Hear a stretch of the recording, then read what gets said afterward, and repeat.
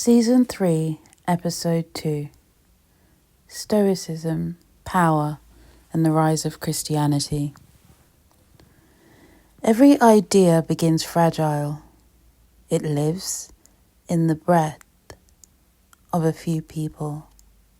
It survives only as long as someone is willing to speak it and someone else is willing to listen.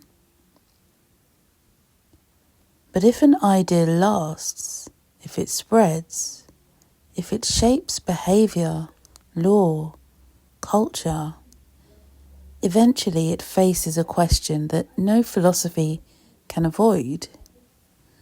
Will you remain pure, or will you survive? Christianity did not begin as a structure. It did not begin with authority, hierarchy, or power. It began with a man walking dusty roads, refusing violence, rejecting political rule, and choosing suffering over control. Jesus did not build institutions. He formed people.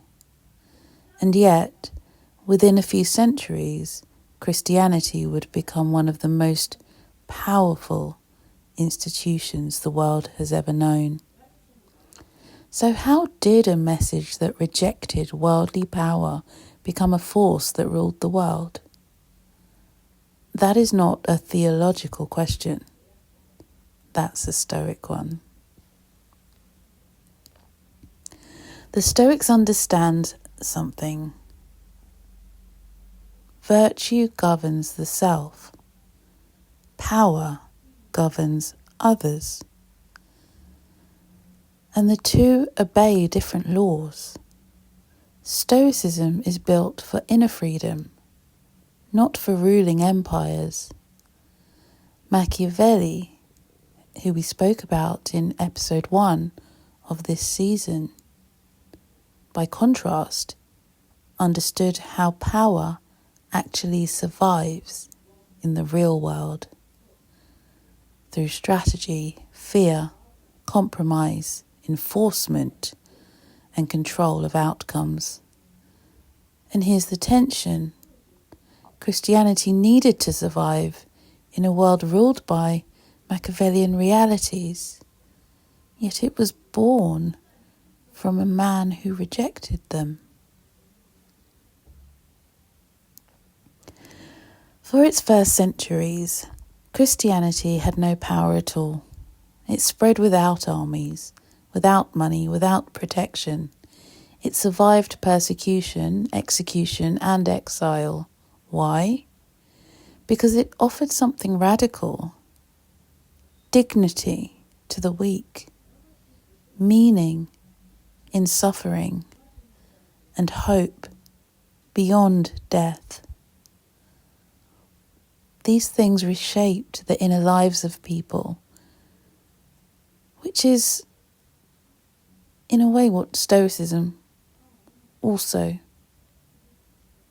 tries to do. But Stoicism can only take you so far. Christianity, I believe, is with you for the journey. Inner transformation alone does not preserve a movement forever. History is full of beautiful ideas that vanished. And think of, or Google, the number of religions that have come and gone. So why did this one, Christianity, stick? Eventually, Christianity faced a choice it did not openly ask for, but it could not avoid. To survive at scale, it needed organisation, leadership, doctrine, continuity. It needed structure. And structure brings hierarchy. Hierarchy brings authority. And authority, as we know, brings power.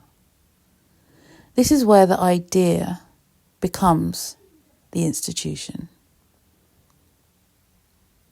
And this is where the cost begins. Machiavelli would say this: a power that refuses to defend itself will be consumed by those who will.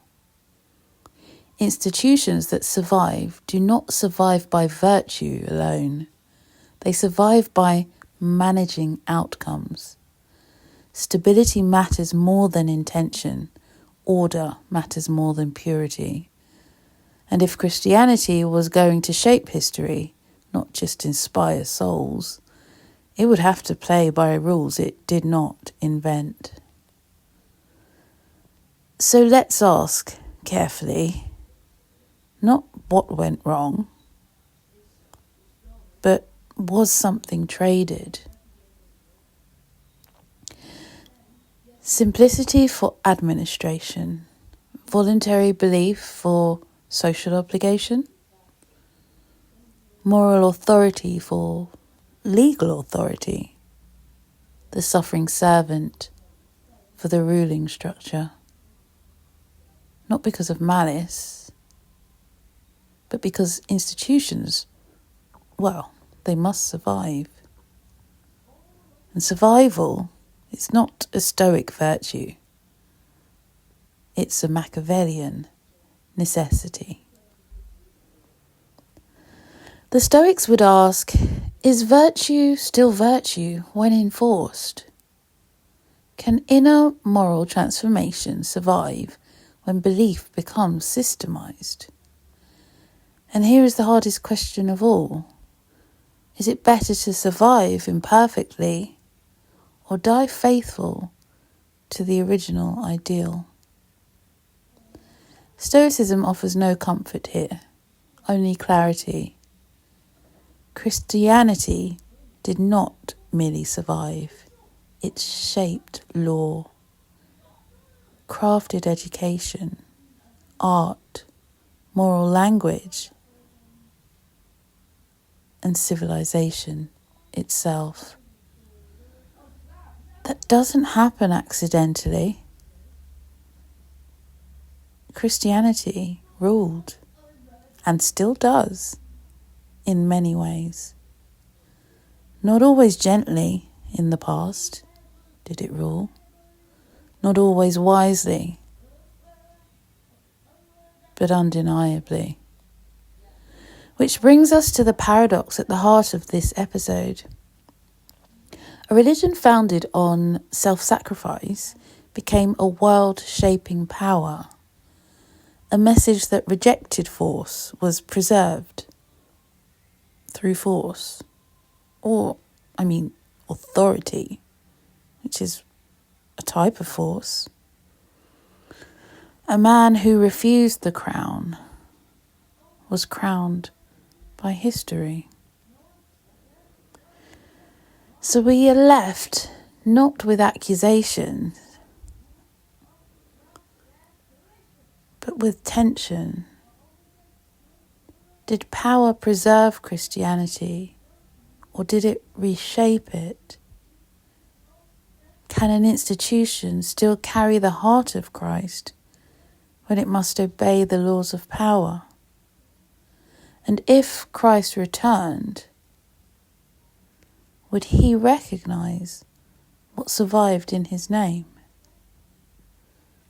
I can't answer that. Stoicism does not answer that. It only reminds us power always changes the soul of what it touches.